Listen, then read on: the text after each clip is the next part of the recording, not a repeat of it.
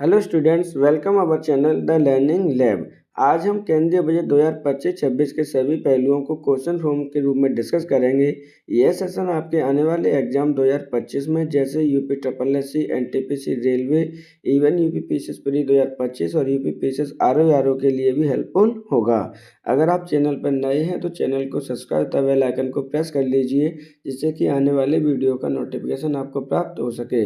अगर आप चैनल पर नए हैं और हमें कोई भी सजेशन देना चाहते हैं तो आप हमें कमेंट बॉक्स में दे सकते हैं। तो चलिए देखते हैं आज का अपना पहला क्वेश्चन। 1 फरवरी 2025 को केंद्रीय बजट 2025-26 किसके द्वारा प्रस्तुत किया गया?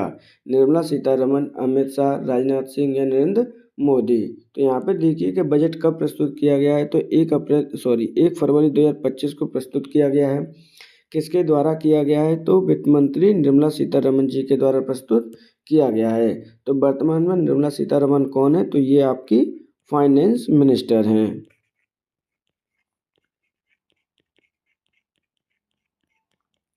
निर्मला सीतारमण आपकी पहली ऐसी फाइनेंस मिनिस्टर हैं जिन्होंने लगातार 8वीं बार बजट पेश किया है। तो ऑप्शन नंबर आपका 1 सही आंसर होगा, निर्मला सीतारमण। 1 फरवरी 2025 को वित्त मंत्री निर्मला सीतारमण ने केंद्रीय बजट 2025-26 कितने लाख करोड़ रुपए का पेश किया है? 51.65 लाख करोड़, 50.65 लाख करोड़, 49.65 लाख करोड़ या उपरोक्त में से कोई नहीं। तो फाइनेंस मिनिस्टर निर्मला सीतारमण ने कितने लाख करोड़ रुपए का बजट पेश किया है?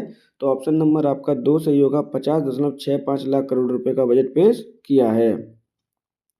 इसका क्या मतलब हुआ? तो इसका मतलब है कि आपका जो 1 अप्रैल 2025 से लेकर 31 मार्च 2026 तक भारत सरकार इतने रुपए खर्च करने का अनुमान पेश किया है। तो ऑप्शन नंबर आपका 2 सही होगा, 50.65 लाख करोड़ रुपए का बजट पेश किया है वित्त मंत्री निर्मला सीतारमण जी ने। प्रधानमंत्री धन धान्य कृषि योजना के अंतर्गत कितने जिलों का चयन किया गया है? 95, 100, 105 या 110। इस तरह के क्वेश्चन काफ़ी ज़्यादा इंपॉर्टेंट होते हैं, क्योंकि ऑप्शन में क्वेश्चन में पूछे ही जाते हैं जितने भी आपके आने वाले एग्जाम हैं, क्योंकि जब कोई भी नई इंट्रोड्यूस स्कीम्स होती हैं उनसे संबंधित क्वेश्चन पूछे जाते हैं। तो प्रधानमंत्री धन धान्य कृषि योजना के अंतर्गत कितने जिलों का चयन किया गया है? तो ऑप्शन नंबर 2 सही होगा, 100 जिलों का चयन किया गया है। ये जिले कौन से हैं? तो जहाँ पर आपकी जो कम कृषि उत्पादन होते हैं उन जिलों को चयन किया गया है। क्यों किया गया है? क्योंकि इनकी प्रोडक्टिविटी क्या करनी है? इंक्रीमेंट करनी है। प्रधानमंत्री धन धान्य कृषि योजना कितने किसान लोगों को इसमें प्रॉफिट होगा या लाभान्वित होंगे?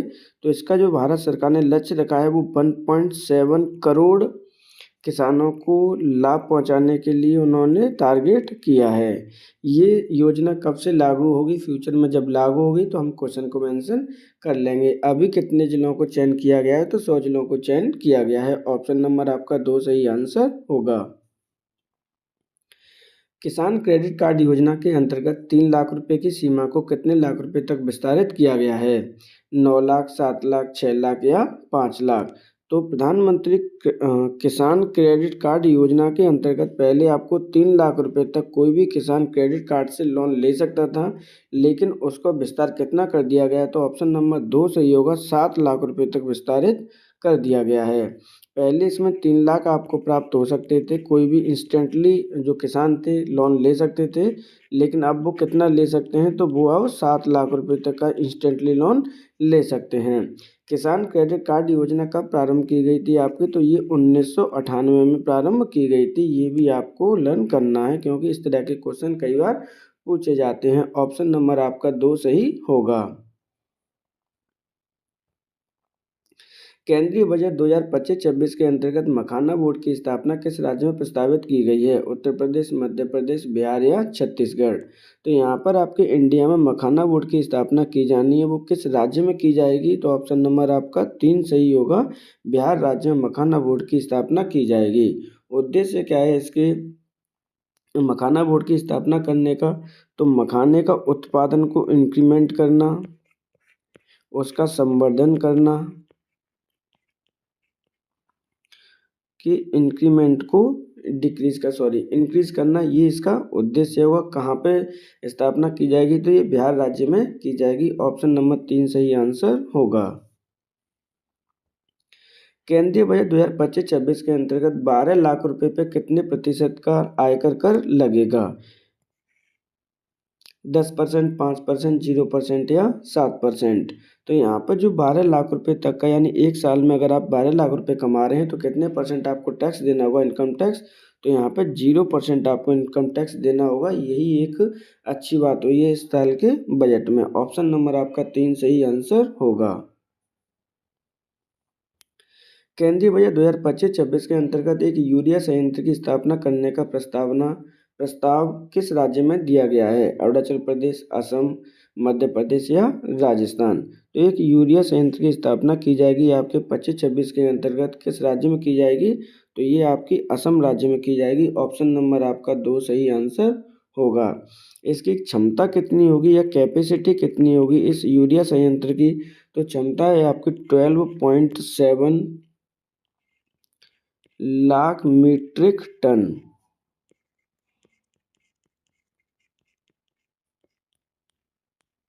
किसकी सहायता से इसको बनाया जाएगा? तो ये बनाया जाएगा आपके ब्रह्मपुत्र घाटी यूरिया ब्रह्मपुत्र घाटी उर्वरक निगम लिमिटेड के द्वारा इसको बनाया जाएगा। तो ऑप्शन नंबर इस प्रकार आपका कौन सा सही होगा? तो 2 सही होगा। असम में एक यूरिया संयंत्र की स्थापना की जाएगी। यहाँ पे कब की जाएगी? तो आपकी 1 अप्रैल से लेकर 31 मार्च 2026 के अंतर्गत इसकी स्थापना की जाएगी।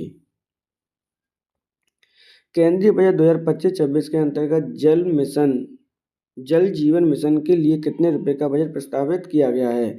65,000 करोड़, 67,000 करोड़, 68,000 करोड़ या 69,000 करोड़?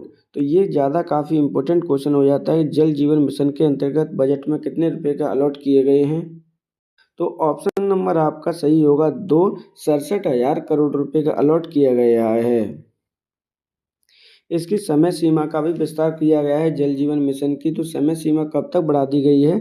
तो ये सीमा बढ़ा दी गई है आपके 31 दिसंबर 2028 तक। काफ़ी इम्पोर्टेंट फैक्टर हैं, आपको लर्न करने ही है, क्योंकि कई बार इससे क्वेश्चन पूछे जाते रहे हैं।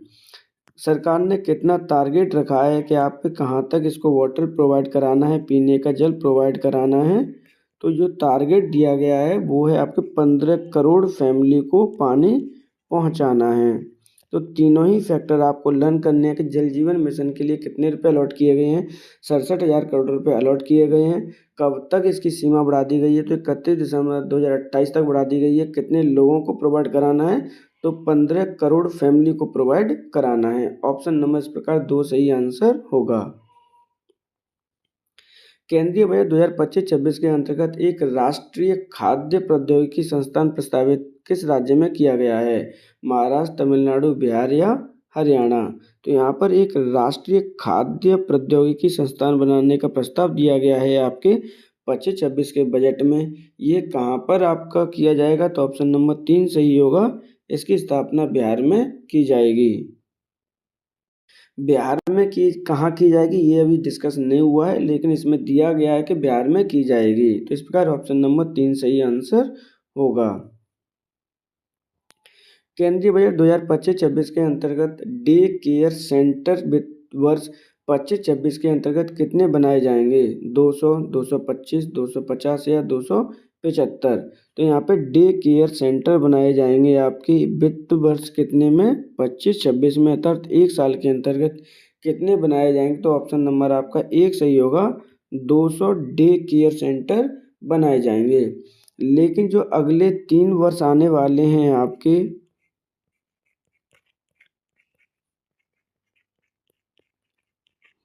उनमें सरकार ने लक्ष्य रखा है कि जो प्रत्येक जिला अस्पताल है देश का, उन सभी में ये बनाए जाएंगे।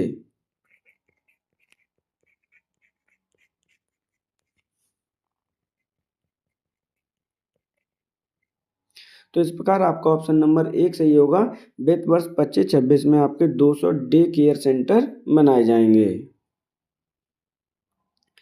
केंद्रीय बजट 2025-26 के अंतर्गत स्मॉल मॉड्यूलेटर रिएक्टर 2033 तक कितने रिएक्टर तैयार करने का प्रस्तावित किया गया है? 3, 4, 5 या 6। तो यहाँ पर आपके स्मॉल मॉड्यूलेटर रिएक्टर की बात की जा रही है। कब तक की जा रही है? 2033 तक की जा रही है। कितने बनाए जाएंगे? तो ये भारत सरकार ने लक्ष्य रखा है कि 5 बनाए जाएंगे। ऑप्शन नंबर 3 सही आंसर होगा। इसके लिए कितने रुपए का बजट दिया गया है? तो इसमें आपको 20,000 करोड़ रुपए का बजट दिया गया है। ये भी आपको इम्पोर्टेंट है, लर्न करनी है कि कितनी राशि प्रोवाइड कराई गई है। तो इस प्रकार ऑप्शन नंबर 3 सही आंसर होगा 5। केंद्रीय बजट 2025-26 के अंतर्गत चैलेंज मोड के अंतर्गत कितने पर्यटक स्थलों को विकसित किया जाएगा? 40, 50, 60 या 70। तो किस मोड के अंतर्गत है? तो ये चैलेंज मोड के अंतर्गत है। 1 वर्ष के लिए बताया गया है। तो कितने को किया जाएगा? तो यहाँ पर आपके 50 ऑप्शन होगा। ऑप्शन नंबर 2 सही आंसर होगा। इसका उद्देश्य क्या है? तो पर्यटक स्थलों को किस आधार पर बनाना है? तो इनको बनाना है रोजगार आधारित, क्योंकि रोजगार आपको प्राप्त हो सके।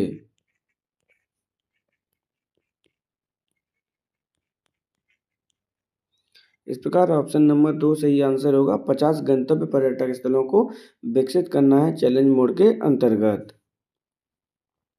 वित्त वर्ष 2025-26 के अंतर्गत कौन सा डिजिटल प्लेटफॉर्म अंतर्राष्ट्रीय व्यापार दस्तावेजीकरण और वित्त पोषण के लिए बनाए जाने का प्रस्तावित है? India trade net, Bharat trade net, Hindustan trade net या उपरोक्त में से कोई नहीं। ध्यान से समझिए। डिजिटल प्लेटफॉर्म का निर्माण करना है। उसका उद्देश्य क्या होगा? तो उद्देश्य होगा जो भी आपका अंतर्राष्ट्रीय व्यापार होता है उसका दस्तावेजीकरण करना और वित्त पोषण करना, उसको पैसे प्रोवाइड कराना। इसके लिए कौन सा डिजिटल प्लेटफॉर्म है? तो ऑप्शन नंबर आपका 2 सही होगा। भारत ट्रेड नेट आपका एक डिजिटल प्लेटफॉर्म का निर्माण किया जाएगा वित्त वर्ष 2025-26 में। ऑप्शन नंबर आपका सही होगा 2। केंद्रीय बजट 2025-26 के अंतर्गत टीडीएस टैक्स की सीमा 2.4 लाख से कितने लाख रुपए तक विस्तारित की गई है? 5 लाख, 6 लाख, 7 लाख या 8 लाख। तो जो आपका टीडीएस टैक्स कटता है, पहले उसकी सीमा कितनी थी? तो पहले उसकी सीमा थी 2.4 लाख करोड़ रुपए।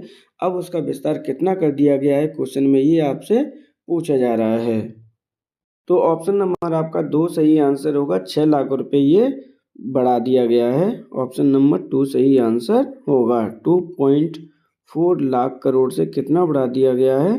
तो ये आपका 6 लाख रुपए बढ़ा दिया गया है। इस पर कोई भी आपका टीडीएस टैक्स नहीं कटेगा। केंद्रीय बजट 2025-26 के अंतर्गत कितनी जीवन रक्षक दवाओं के आयात पर मूल सीमा शुल्क छूट प्रदान की गई है? काफ़ी ज़्यादा इम्पोर्टेंट क्वेश्चन है आपका यहाँ पर। कितनी जीवन रक्षक जो मेडिसिन्स होती हैं, जैसे कैंसर का इलाज कराना है, ट्यूमर का इलाज कराना है, बाहर से कुछ मेडिसिन्स भारत सरकार बुलाती है या लेकर आती है, तो उन पर लोग कितना टैक्स की छूट दी गई है? ये बहुत ज़्यादा इम्पोर्टेंट क्वेश्चन हो जाता है आपके। तो ये है आपका आंसर। 36 जीवन ऐसी रक्षक दवाएं हैं जिन पर कोई भी मूल सीमा शुल्क नहीं लगेगा। ऑप्शन नंबर 2 सही आंसर होगा। केंद्रीय बजट 2025-26 के अंतर्गत चिकित्सा शिक्षा का विस्तार करने के लिए 5 वर्षों में कितनी सीटों को विस्तारित की जाएंगी? तो यहाँ पर ध्यान से देखिए, यहाँ पर चिकित्सा शिक्षा की बात की जा रही है। कितने सालों में सीटें विस्तारित की जानी है? तो 5 वर्ष में विस्तारित की जानी है। कितनी की जाएंगी? 70,000, 75,000, 80,000 या 90,000। तो ऑप्शन नंबर आपका 2 सही आंसर होगा। 75,000 सीटों का इंक्रीमेंट किया जाएगा आपके आने वाले 5 सालों में। ऑप्शन नंबर आपका 2 सही आंसर होगा। केंद्रीय बजट 2025-26 के अंतर्गत सबसे अधिक रुपए किस से प्राप्त होने का अनुमान है? आयकर, निगम कर, जीएसटी एवं अन्य कर या उधार या अन्य देयताएं, यानी उधार या फिर अन्य किसी से भी लोन वगैरह लेना। तो यहाँ पे क्या पूछा जा रहा है कि सबसे अधिक रुपया कहाँ से प्राप्त होगा? तो ऑप्शन नंबर आपका 4 सही आंसर होगा। उधार और अन्य देयताओं से हमें सबसे ज़्यादा प्राप्त रुपया होने वाला है। ऑप्शन नंबर 4 सही आंसर होगा। इसमें कितने परसेंट रुपए आपको प्राप्त होगा, तो ये 24% आपके बजट का प्राप्त होगा उधार और अन्य देयताओं से।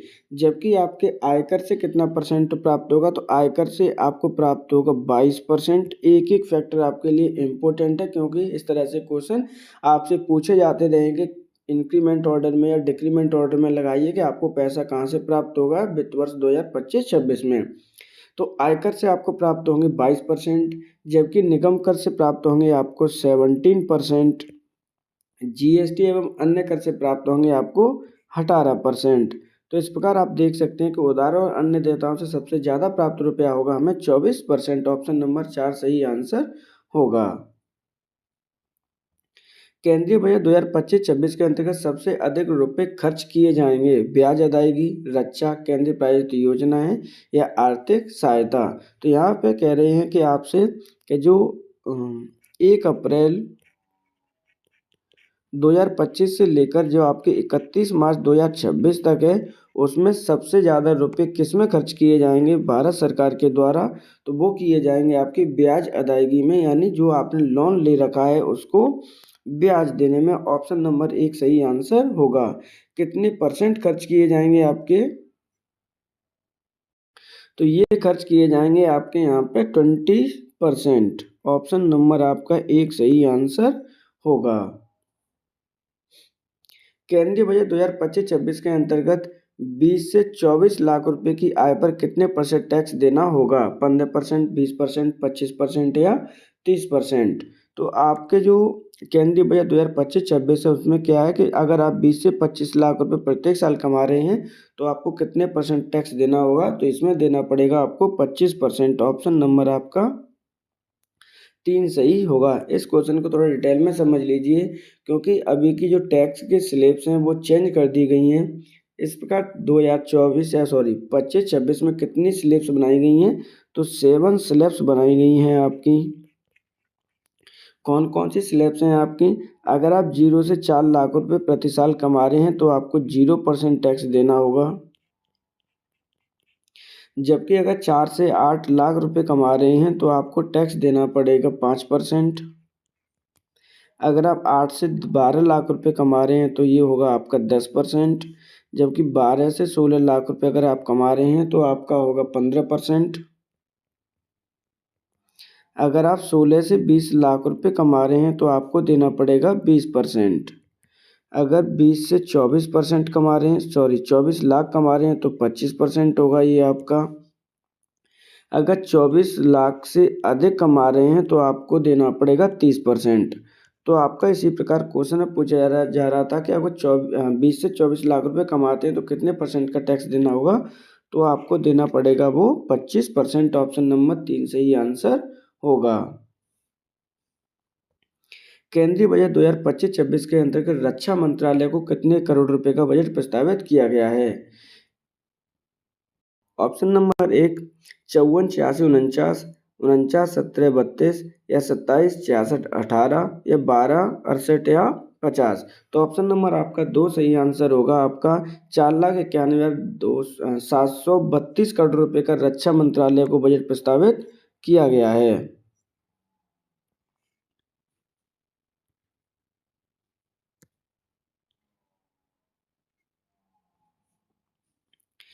केंद्रीय बजट 2025-26 के अंतर्गत किस मंत्रालय को सबसे अधिक बजट प्रस्तावित किया गया है? परिवहन मंत्रालय, रक्षा मंत्रालय, गृह मंत्रालय या शिक्षा मंत्रालय। तो जो 2025-26 में सबसे अधिक बजट पेश किया गया है किस मंत्रालय को किया गया है? तो ऑप्शन नंबर आपका सही होगा, परिवहन मंत्रालय को। परिवहन मंत्रालय को कितने करोड़ रुपए प्रस्तुत किए गए हैं? तो यहाँ पर आपको किए गए हैं 5,48,649 करोड़ रुपए प्रस्तावित किए गए हैं। जबकि सबसे अधिक किया गया परिवहन मंत्रालय को, उसके बाद किए गए हैं आपके रक्षा मंत्रालय को, उसके बाद आपके किए गए हैं शिक्षा मंत्रालय को, उसके बाद किए गए हैं आपकी होम मिनिस्ट्री को। अगर मैं डिक्रीजिंग ऑर्डर में लिखता हूँ तो आपको सबसे पहले ट्रांसपोर्ट जो मंत्रालय है उसको प्रोवाइड किए गए हैं, उसके बाद आपको डिफेंस को किए गए हैं, उसके बाद आपके एजुकेशन मिनिस्ट्री को किए गए हैं और उसके बाद किए गए हैं आपके होम मिनिस्ट्री को। तो ये आपको क्रम लर्न कर लेना है, किस मंत्रालय को इंक्रीजिंग या डिक्रीजिंग ऑर्डर में आपसे क्वेश्चन पूछे जाते रहे हैं। ऑप्शन नंबर यहाँ पर एक सही होगा, परिवहन मंत्रालय को 5,48,649 करोड़ रुपये प्रस्तावित किए गए हैं आपके केंद्रीय बजट 25-26 के अंतर्गत। केंद्रीय बजट 25-26 के अंतर्गत कितने करोड़ रुपए का राजकोषीय घाटा अनुमानित किया गया है? 15,78,936 करोड़, 20 लाख करोड़, 24,56,000 करोड़ या फिर 54,60,000 करोड़। तो केंद्रीय बजट 25-26 के अंतर्गत राजकोषीय घाटे से क्वेश्चन आपसे कई बार पूछा जा चुका है। ऑप्शन नंबर आपका एक सही आंसर होगा। 15,78,936 करोड़ रुपए का प्रस्तावित किया गया है आपका क्या? राजकोषीय घाटा। ऑप्शन नंबर एक सही आंसर होगा। सूक्ष्म उद्यम क्रेडिट कार्ड के अंतर्गत कितने लाख रुपए की ऋण सुविधा उपलब्ध कराई गई है? 2 लाख, 3 लाख, 4 लाख या 5 लाख। तो यहाँ पर सूक्ष्म उद्यम क्रेडिट कार्ड योजना के अंतर्गत कितने लाख रुपए का आपको ऋण प्रदान किया जाएगा? यहाँ पर आप रेट की जगह क्या कर लीजिए, इसको ऋण कर लीजिए। तो ऑप्शन नंबर आपका 4 सही होगा। 5 लाख रुपए तक का आपको लोन प्रदान किया जाएगा। ऑप्शन नंबर कितना सही होगा? 4 सही आंसर होगा। हमने टारगेट क्या रखा है या उसका लक्ष्य क्या है, तो ये कितने लोगों को प्रोवाइड किया जाएगा? तो यहाँ पर 10 लाख जो आपके माइक्रो इंडस्ट्री हैं उनको प्रदान किया जाएगा, या स्मॉल इंडस्ट्री माइक्रो यानी सूक्ष्म इंडस्ट्रीज हैं, उद्यम है, उनको प्रोवाइड किया जाएगा। कितने लाख रुपए? 5 लाख रुपए तक की ऋण सुविधा उपलब्ध कराई जाएगी। ऑप्शन नंबर आपका 4 सही आंसर होगा। केंद्रीय बजट 25-26 के अंतर्गत एमएसएमई गारंटी कवर रुपए से कितने करोड़ रुपए 5 करोड़ रुपए से कितने करोड़ रुपए तक का विस्तारित किया गया है? यहाँ पे इम्पोर्टेंट है, जो एमएसएमई आपके लघु उद्योग होते हैं उनकी कवर गारंटी दी जाती है। 5 करोड़ रुपए पहले थी, अब इसे कितने रुपए कर दिया गया है?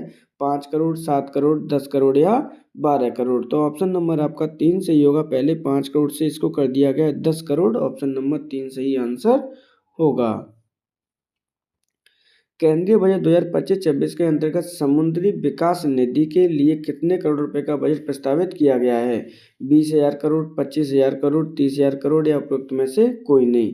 इस तरह के क्वेश्चन कई बार जो आपके आने वाले एग्जाम में पूछे जाते हैं, क्योंकि कोई भी चीज़ पहली बार प्रस्तावित की जाती है तो उसका बजट और उसका उद्देश्य दोनों ही पूछे जाते हैं।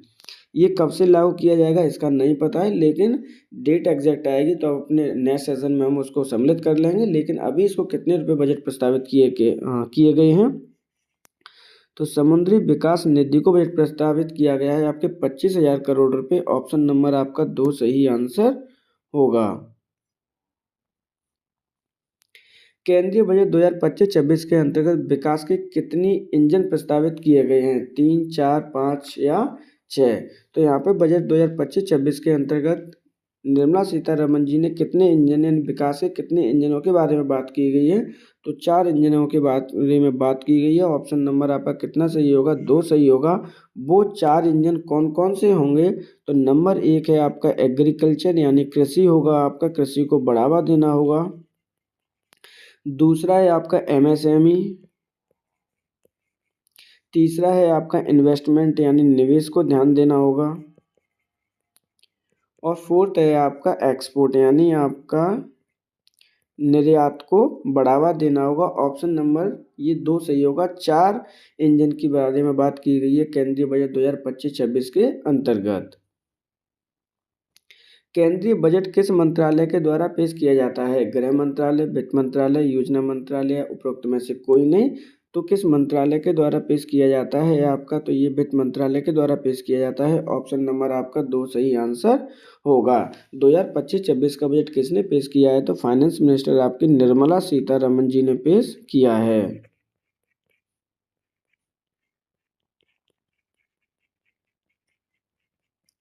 इनका ये कौन सा वाला बजट था लगातार? तो ये आपका लगातार 8वीं बजट था इनका। तो ऑप्शन नंबर 2 सही होगा। वित्त मंत्रालय के द्वारा पेश किया जाता है। केंद्रीय बजट 2025-26 के अंतर्गत मीडियम इंडस्ट्री के लिए एक साल का कितने करोड़ रुपए का टर्नओवर होना चाहिए? 10 करोड़, 10 करोड़, 100 करोड़ या 500 करोड़? तो यहाँ पे ध्यान से देखिए, मीडियम इंडस्ट्री के लिए बात की जा रही है। पहले एक साल में कितने करोड़ रुपए का टर्नओवर होना चाहिए कि हम उसको मीडियम इंडस्ट्री कहेंगे? तो ये होना चाहिए आपके 500 करोड़ रुपए। ऑप्शन नंबर आपका 3 सही आंसर होगा। ध्यान से समझो, पहले एक होती है आपकी माइक्रो इंडस्ट्री, दूसरी होती है आपकी स्मॉल इंडस्ट्री, तीसरी होती है आपकी मीडियम इंडस्ट्री। एक साल में अगर किसी का टर्नओवर 10 करोड़ रुपए है तो उसको हम कहते हैं माइक्रो इंडस्ट्री, जबकि एक साल में किसी का 100 करोड़ रुपए का टर्नओवर है तो उसे कहेंगे स्मॉल इंडस्ट्री। जबकि मीडियम में क्या होगा, तो मीडियम में होगा आपके 500 करोड़ रुपए। अभी इसकी राशियों को सभी में चेंज कर दिया गया है। ये कब तक के लिए दिया गया है, तो ये 1 अप्रैल से लागू होगा। ऑप्शन नंबर इसका 3 सही होगा कि मीडियम इंडस्ट्री का टर्नओवर कितना होगा एक साल में, तो वो 500 करोड़ रुपए होगा। केंद्रीय बजट 2025-26 के अंतर्गत स्मॉल इंडस्ट्री के लिए कितने करोड़ रुपए का इन्वेस्टमेंट होना चाहिए? 2.5 करोड़, 25 करोड़, 125 करोड़ या फिर उपरोक्त में से कोई नहीं? यहाँ पे भी ध्यान देना होगा आपको, क्योंकि स्मॉल इंडस्ट्री की बात की जा रही है, लेकिन किसके बेस पे बात की जा रही है, तो आपके इन्वेस्टमेंट के बेस पे बात की जा रही है। तो स्मॉल इंडस्ट्री में अगर आप 25 करोड़ रुपए का इन्वेस्ट करते हैं तो आपकी स्मॉल इंडस्ट्री का दर्जा दिया जाता है। तो माइक्रो में कितना इन्वेस्टमेंट करना होगा, स्मॉल में कितना करना होगा और आपके मीडियम में कितना करना होगा? तो यहाँ पर आपके इन्वेस्टमेंट के फॉर्म में पूछा जा रहा है क्वेश्चन। अगर आप 2.5 करोड़ रुपए का इन्वेस्टमेंट करते हैं तो आपकी इंडस्ट्री माइक्रो है। अगर आप वहीं 25 करोड़ रुपए का इन्वेस्टमेंट करते हैं तो आपकी इंडस्ट्री स्मॉल है। जबकि मीडियम कितनी होगी, तो मीडियम में आपके 125 करोड़ रुपए होगी। इन्वेस्टमेंट के आधार पर 2.5 करोड़, 25 करोड़, 125 करोड़। जबकि अगर आपके टर्नओवर की मैं बात करूं, क्योंकि दो ही पैरामीटर होते हैं यहाँ पे किसी भी इंडस्ट्री को डिसाइड करने के लिए कि वो माइक्रो है, स्मॉल है या फिर मीडियम है। तो माइक्रो में इन्वेस्टमेंट 2.5, 25, 125, जबकि टर्नओवर में बात की जाएगी तो 10 करोड़ रुपए, 100 करोड़ रुपए और 500 करोड़ रुपए।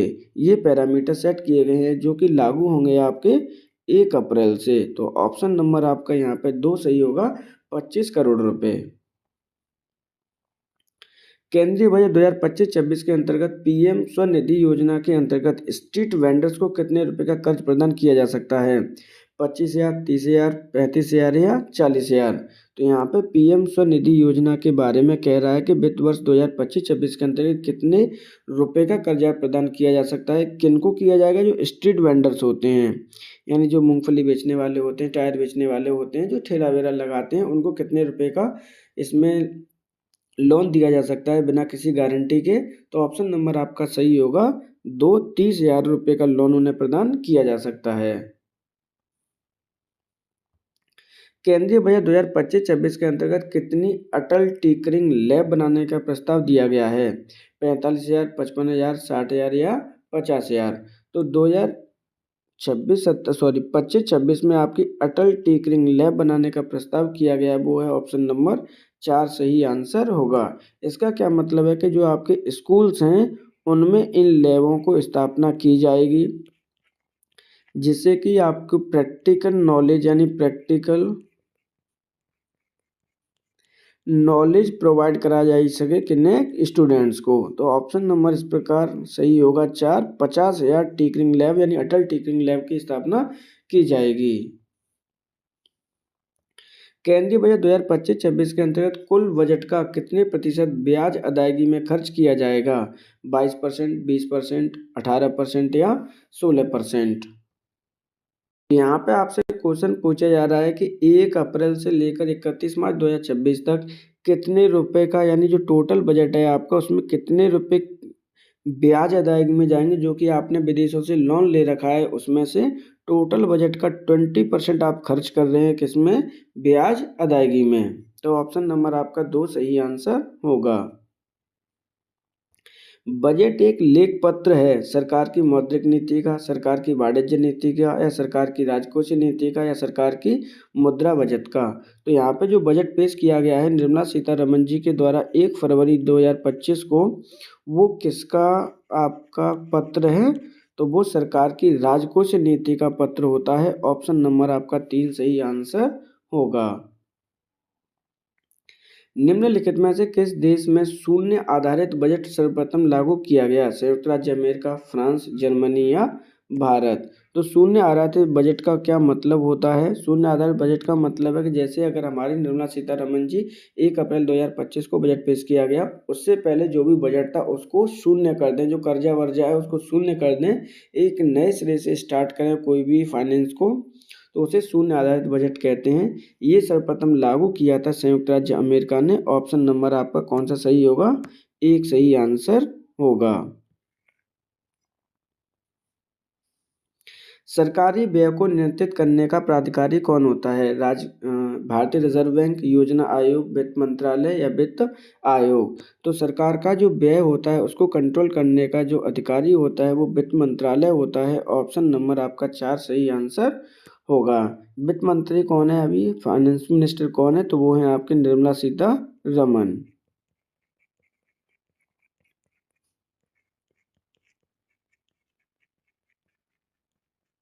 इस प्रकार ऑप्शन नंबर 4 सही आंसर होगा। किस वर्ष भारतीय रेल बजट को केंद्रीय बजट में समाहित कर दिया गया? 2015-16, 2017-18, 2016-17, 2019-20? तो भारतीय रेल बजट को पहले ये रेल बजट और जो यूनियन बजट होता था वो अलग अलग डेट्स में अलग अलग लोग फाइनेंस मिनिस्टर के द्वारा अलग अलग प्रस्तुत किया जाता था, उसके लिए अलग से बजट होता था। लेकिन इसे कब समाहित कर दिया गया? तो ऑप्शन नंबर आपका 3 सही होगा। 17-18 के बजट में इसको समाहित कर दिया गया। वित्त वर्ष 2025-26 के अंतर्गत केंद्र सरकार के द्वारा गैर योजनागत व्यय के अंतर्गत सबसे बड़ी मद क्या है? यहाँ पे आपसे डायरेक्ट क्वेश्चन पूछा जा रहा है कि 1 अप्रैल से लेकर 31 मार्च 2026 तक सबसे ज़्यादा पैसा किस पे खर्च किया जाएगा? रक्षा पर, ब्याज अदायगी पर, या सब्सिडी पर, या शेयरिंग पर, यानी राज्य शेयरिंग पर? तो यहाँ पे कौन सा व्यय है? आपका गैर योजनागत व्यय है। तो ये सबसे ज़्यादा कौन सी मद है? तो ये की जाएगी ऑप्शन नंबर 4 राज्य शेयरिंग पर। कितने परसेंट यानी राज्यों को टैक्स शेयरिंग करनी है? तो 22% करनी है आपकी। जबकि सब्सिडी कितने परसेंट की देनी है? आपको आर्थिक सहायता कितनी देनी है? तो वो है आपकी 6%। ब्याज अदायगी कितनी है? तो वो है आपकी 20%। जब ये रक्षा में कितना खर्च करना है? तो डिफेंस में आपके टोटल का 8%। तो इस प्रकार ऑप्शन नंबर 4 सही होगा, 22%।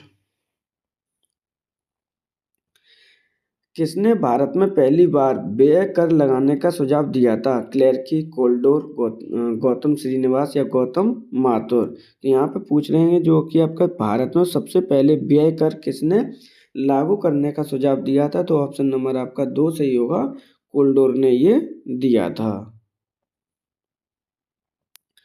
स्वतंत्र भारत का पहला बजट कब प्रस्तुत किया गया था? 1948, 1940, 1947, 1949? तो स्वतंत्र भारत का पहला बजट पेश किया गया था 1947 को। ऑप्शन नंबर आपका 3 सही आंसर होगा।